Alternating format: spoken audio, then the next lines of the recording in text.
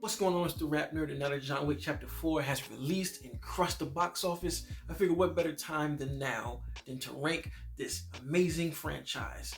And yeah, it's only 4 movies, but the impact that these movies have had on me and just action cinema as a whole cannot be downplayed. So it's safe to say John Wick is an American staple when it comes to action films, and they'll always be referenced. So to start, let me just say that I love all of these movies, so there's no hate towards any of the positioning here. This is just how I feel. And to piggyback off that, this is just my list. Don't take it personal. If my list is different than yours, it is okay, and that's what we're here to discuss. So, at number 4, I have John Wick Chapter 2, and I really enjoyed this movie. What I do love about the film is it's the one that built the franchise. It's the one that opened the world up even more to let us know about what is kind of going on. It's the first movie to present this entire underworld of what John Wick is a part of, and we get to see different characters and different players and people at play that we didn't see in the first one. It expands this world because the first one just takes place in New York, but here we're taken to, I forgot what country what it was. It's blowing my mind, but we're taken to a different country and we see that this assassin's world is literally worldwide in this movie. And I really enjoyed it in this movie. This is the first time they gave John Wick an equal in what looks to be an equal in his abilities. Because I love Common's character Cassian, who was giving John Wick that smoke when he first caught him. Again, it's that ideology of the world being so expansive and having taken us to a different continental. If I remember right now, it's Italy, because I remember when John shows up, the owner's like, "Are you here to work? Is your target the Pope?" And when he's like, "No," he's like, "Okay, here is the finest room in the hotel." I thought that was hilarious. I really enjoyed that John Wick did what he wanted to do and tried to get back out, but the way this underworld works, the undertable, if you will, there is no real getting out. So this sets the tone for the next movies. It shows you just how illustrious this world can be, and if you get on the bad side of it, what it can do to you. And again, it's the domino block to get us to the other films. I really enjoyed the silencer shootout at the World Trade Center. And it's just cool too, because I don't know if you've ever been to New York City, but I've been here. Matter of fact, I lived up there around the time this movie came out. So when we would, travel to, via the subways and all of that stuff, if you've ever been, there's a real sense of like, that actually could happen and nobody would know, because people in New York literally are in their own world. So somebody could be walking, parallel, really shooting at each other with a silencer and nobody would know. And I find that so funny that they used the New York backdrop to its advantage to present that concept. So, and again, action is stellar. I love the third act when they're fighting amongst this mirror / colorful room. I thought that was dope. So at number 4, I have John Wick Chapter 2. Now, ironically, at number 3, I have John Wick Chapter 3. Now, this movie expands it even more, traveling to the Middle East to get its marker and get back into the assassin's world. When you talk about the expansion, it takes what number 2 did and just, like I said, blows it up. I love how the movie just starts with action, too. As soon as the camera cuts on, this first scene, it's John Wick running for his life. And the action in here, man, before the recent one just came out, this one was the one that, really blew my mind with the action. I almost had it over the first one, but I'll get to that in a second. It just does a lot of different things that you don't see in action movies. I feel like John Wick 3 is when this franchise, really knew what it was and what it was setting out to do. And that's make these beautiful action set pieces, that's deliver great cinematography, that's double down on this neon color palette. Like I said, there's so many great action sequences. Like I said, probably my favorite part of the movie is the beginning, showing John just running and the many things he does in the library, how he puts the book in dude's mouth and punches it. It's just so creative. And I love how it's one big set piece, but it moves from location to location. Really love that. I've never seen it done that way. Usually when a second action piece starts, it's a whole different scene. It'll be an action set piece, some dialogue and something to move the story forward, and then it goes to the second action piece. No, this shit just stuffs 3 or 4 of them together, because I think it starts with him running. They go to the horse stable, which is fucking crazy. He's riding on a horse and shooting in the middle of New York. That's just the imagery and the thought of that is just crazy. And then it goes to that weapon shop, I believe, where it's this amazing one take where they're just grabbing weapons out of the where they're setting it, and you know, oh man, it's just so great. So many different blades and axes, and again, it opens the world up more. You know, when he goes to that church and he's talking to people about trying to get help from.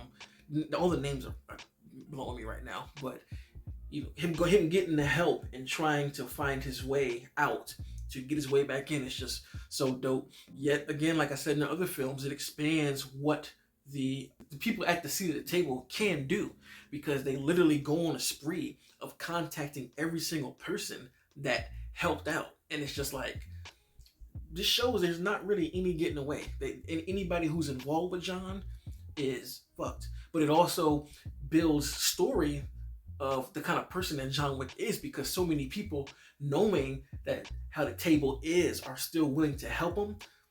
It just shows the camaraderie there, and again, it speaks to how much of a great guy Wick is. I love the inclusion of Halle Berry when they go to the Middle East. I forgot the exact country, so I'm not going to say that what it is, but I love going there, and her inclusion adding more to John Wick's history. This franchise is so dope because we don't get a lot of backstory on any of it, but it's just the way these characters are written. I think it's done so subtly that people don't give it enough credit. You know, I'm seeing folks say that the scripts are always pretty paper thin, but I'm like, I don't agree with that. I mean, they choose certain dialogue to speak to the history that John Wick has with all these people, and I think that is really great crafting when it comes to writing. But when she walks up to Halle's character, she shoots him and she starts talking shit like, I can't believe you did this, and it just makes your mind wonder, like, what did they do? What kind of missions and stuff did they go on to where, for one, Halle Berry is in this continental living here, and it's just a dope hotel, and why does she have this attitude towards John? But eventually they end up going, and just her being a tracker with the dogs, that just adds a whole different level to the choreography. It's just fantastic. Again, the fight choreography in that scene, and sword fighting on motorcycles. Come on, fam. Like, John Wick, man, this series is just something special. Like, Chad Stahelski crafted 4 films that are just amazing, you know, action films, the inclusion of everything. But you get to that point, and of course, he goes back to the hotel to protect it, and that whole scene is just fantastic. They lock the hotel down, and it's literally just Lance Reddick's character, RIP again, and John Wick facing off against all of these dudes, and it shows the unstoppable nature of who Wick is. But it also shows that Wick can be damaged, because over the whole series, you know, I love how we see these skilled characters, but they're not bulletproof, or they're not perfect. That everybody gets hit, everybody is not 100% accurate, and I think this movie really showed that at the time, that John Wick is like super accurate, but he is still getting a little older, and he's not young and spry like he used to be. Like, I love the scene where those 2 guys came to kill him, and I forgot their name, but you see them in the Raid and all these other legendary martial arts films. They knock John down, they step back and like, go ahead, Mr. Wick, I have so much respect for you. Pick your weapon back up and let's fight fair. I just thought that it's just little stuff like that really speaks to the writing and how to create a world without saying much. It's done so well, Jesus Christ. And even, you know, John Wick is like, all right, hold up, stretching a little bit. It's just so good, man. It's so good. So I like to say, at number 3, I have John Wick Chapter 3. Now, at number 2, I have John Wick number 1. Just this idea of a guy that everyone is afraid of. Brilliant concept. They throw it around at first, and then you finally see it. And just the way the movie rolls out. I love how it all starts from just these stupid ass kids not knowing who they fucking with. And I think that's a message that can be relayed to people in real life. You need to watch who you're fucking with, because you don't know what this person is capable of. And it starts out so innocently, and they open it up with so much emotion. You see Wick, he lost his wife, and they do it so well. They don't explain it. It's not a full story and dialogue. You just see it through flashbacks as he's living his prison time. You can tell he got out of the life, and he just had a loving wife, and she leaves him the dog with the note to say, like, so you won't be alone. It's so heartfelt, right? You feel that. So once the tragedy happens of these idiots stealing his car and killing his dog and beating him up, you already know it's like, oh shit. Even before you know anything about John Wick, you know nothing about him at this time. So if you've never seen the trailer, at this point you're just like, okay, so they mess with this guy. What's gonna happen? I love the domino blocks and how things just build when they steal the car and take it to the chop shop. And my man, I keep forgetting his name. I'm so mad that I always forget his name, but you know what I'm talking about. The owner of the chop shop, and he's just sitting there like, "Where'd you get that car?" And then just like some guy like, "Is he alive?" And he's like, "I don't fucking know." And you can just see his look on his face. He pours up a glass of liquor and he just throws it back, and he's just like, "You fucking." He's like, "Get that car." You know, it's just this frantic nature of like, I'm scared because you really messed up right now, and that whole idea just carries on, and you're sitting there thinking like, okay, this John Wick dude is who they're scared of. But what really hits the fan is when these kids call their dad and tell them that some dude, the dude at the chop shop punched me. Dad calls him. He's like, "Why'd you punch my son?" And he's like, "Your stupid ass kid stole John Wick's car and killed his dog." I love it because the way the camera is, and it's great direction. He's standing from behind, and he turns to the camera. You see his face, and his face just drops, and he's like, "Oh," and hangs up. And that's so good. Oh my god, it's so good. Like, woof, I love that. So it gets the ball rolling, and from that point on, you just see who John Wick is, and I love how they build it up because I guess when John Wick gets back into his bag of like, yeah, I'm putting the suit back on. You have the dad explaining to his sons like who he is, and from that point on, the movie just shows who he is. So it's the perfect revenge story. This started everything that we've grown to love now. Awesome film. It set itself apart from the jump. Like we've never seen a film like this done like this. Who had the heroic bloodshed / gun fu like those of the past, you know what I'm saying? There hasn't been much of anything like this that we've seen, and that's why I think it blew up so quickly when it released, and Keanu just captures it perfectly. I love that monologue when he's handcuffed and he's like, "I tried to get out. I found my comfort. I found what I needed, and you took that from me. Stole that from me. Killed that from me." People keep asking me in my back. I'm thinking I'm back. And he just screamed like, "So give me your son, or you're gonna fucking scream alongside with him."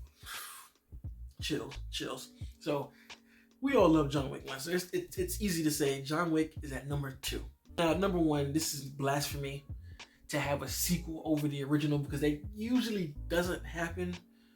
But John Wick Chapter 4, if you've seen my review, you can understand how I feel about this movie. And I've sat on this movie even longer. I still haven't seen it again. I'm going to see it again because it's been in my head rent-free since Saturday. Literally one of the best action films, period.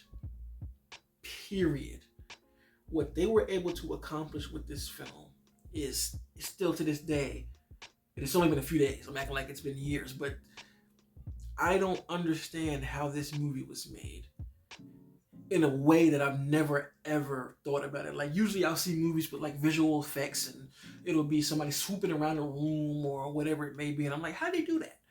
But here it's none of that. It's mostly practical with bits of CGI, of course, but all of the hard working stuff is actual people doing it. And I'm just like, how are so many people on the same page to elevate this thing to new heights? Action. There needs to be something else to describe this movie because it ain't just your typical action. Oh my goodness. It's probably my favorite scene, the third act, from how it starts, because I'm literally sitting here thinking like, all right, so John Wick is going to the Eiffel Tower, the Continental, to have a one-off, put a bounty out on his head for 40 million. So he has to go from the subway to the hotel, and it's just a stretch of land. And I'm sitting here thinking like, okay, he has this bulletproof suit, and all Lawrence gives him is a pistol. And I'm like, how the fuck is he gonna do this? How is like we've seen a lot of shit in this series, but I'm like, John Wick is not. We know he's the boogeyman, but how is this gonna work? And to see him go from that point all the way there,